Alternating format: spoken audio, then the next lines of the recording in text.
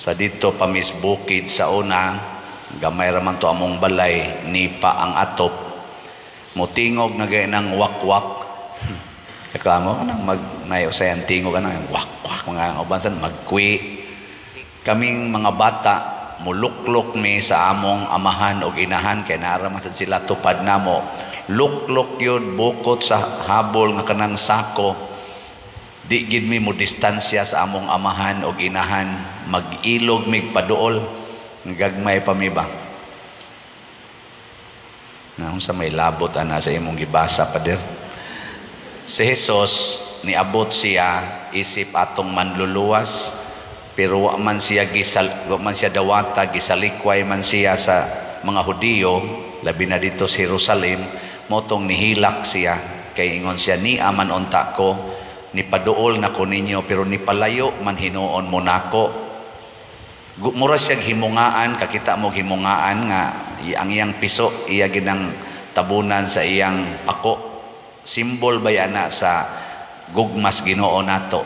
Kay kung magawas kas pako sa imong inahan, way siguro kanon kag iring dito, kanon kag bitin, bisag unsa na lay mo kaon nimo. Dinhi bitaw sa inigmisa nato, gihangyo na nako paduol kita diri sa altar. So kamong naas layo, paduol mo diri. Kanilang duha ka linya atong lingkuran. Paduol ba kay di aman diri Ginoo. Kay magpalayo ka diha basig makuha ka siyawa.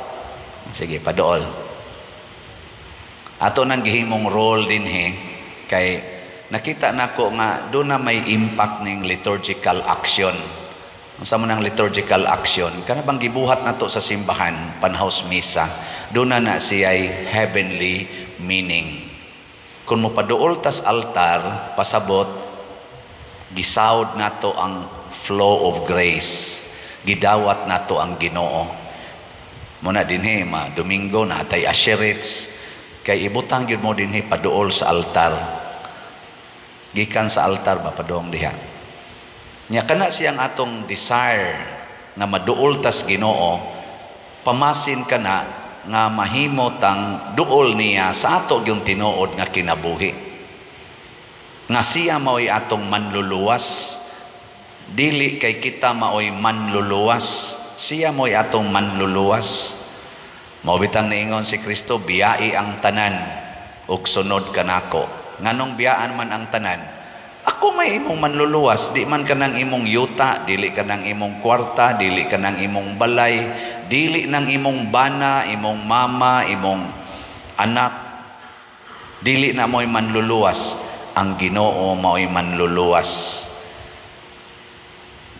Diha sa inyo karong balay, kinsa may manluluwas sa inyong mga anak, kamong ginikanan o ang Ginoo?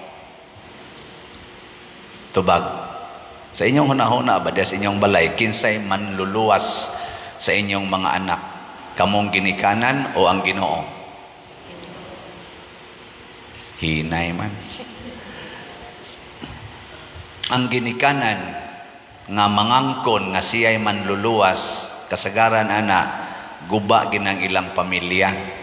Pero ang ginikanan nga nitanaw nga ang Ginoo may manluluwas, kanang iya mga anak dadon gina niya paduol sa Ginoo, magrosaryo kada adlaw nya, magkuan gina sila, magpractice gyud sa mga buhat sa Ginoo, sama nang pagpasayloay, pagkamanggihatagon, pagpakigdait sa mga silingan, o kanang pagsimba gyud kada Domingo 10 minos. Dadon ginas ginikanan paduol sa Ginoo.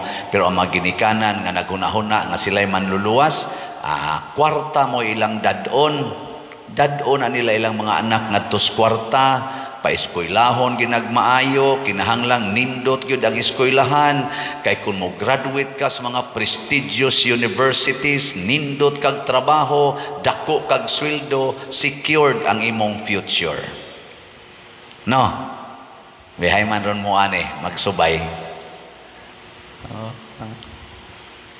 Secured pa ng future ni mo, maggubat na.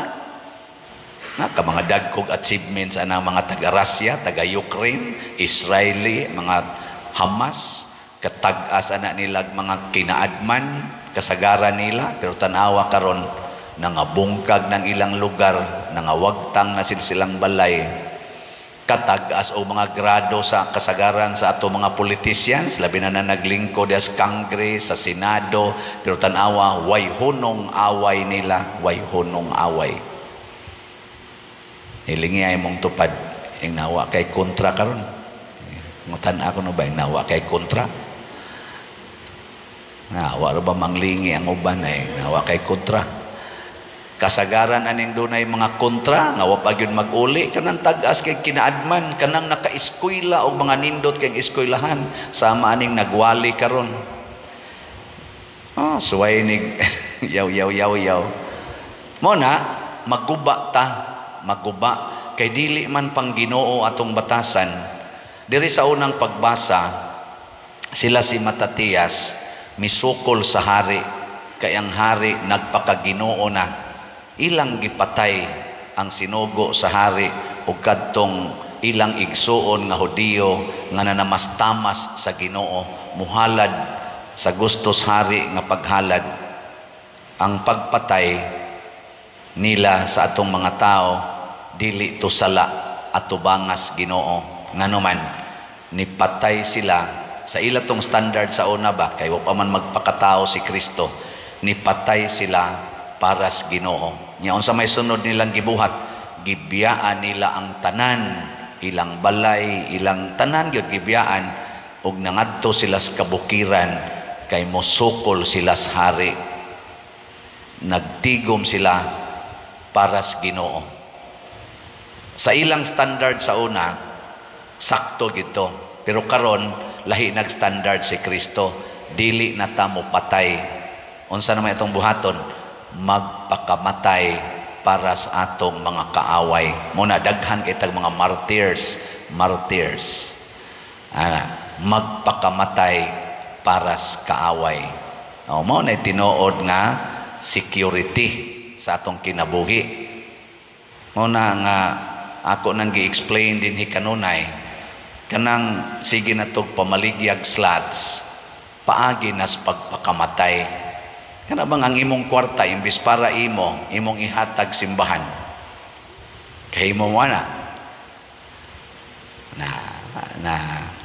doko dayon nang nasan intro na sa dang slot saon man gyud nga ako magining i-relate kay basig maghuna-huna ba nga nang warta ta dinhi gitudluan ta unsaon pagpakamatay.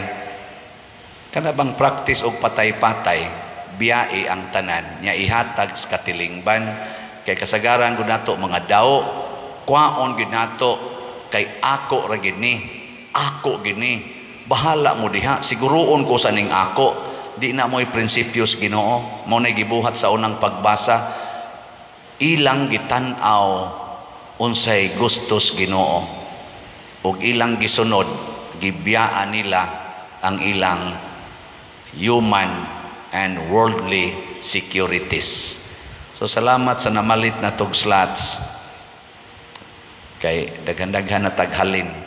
Ang ato sang DSAP katong investment slot diha sa atong pagpalitan ng yuta murag okay na gyud kaayo. Ang atong halin niabot nag 137 ka slots, tulo na lang ka slots ang nahibilin. Ang pakpakan na to 140 man nga nay gasigig text nako, nag-text atong secretary nga magpa-reserve nya kay jutay naman lang ni kung ikonsulta ang uban nato diri mga sinaligan sa atong finance og sa PPC ato lang kuno ni siyang punan kung naapay gusto ninyo nga mopalit aning atong investment slot ato ning maximum 100 pila naman ka 140 man punan ta lang nig kuan bisag mga 30 ka slots mo na lang na last no 30 ka slots mahimo na ning 170 ka slots gikas 140 mahimo ng 170 so napatay 33 open nga slots pero on or before December 25. on or before December 25. So kung inig December 25 og mahurot ning 33 slots, okay. Kung di sad mahurot, kutob na lang kita diha pagpanawat December 25 kaning tag 500,000 man with 25% interest per annum. Kay magamit sad nato inig pasugod nato sa atong kulumbari. So kining atong gibuhat ato ning gitumong sa pagpalambo sa simbahan ug pagtudlo nato unsaon pagbiya nining atong mga salapi aron atong ihatag sa katilingbanong kalambuan. Ug malipay ang Ginoo niini ug kita sang tanan iya sadtang panalipdan isip katilingban, isip simbahan. Ug mao ni ang gusto ni Kristo nga iya kitang magakos maaktibo ta sa simbahan. So kamong mopadayog palit og slot, manindog ta.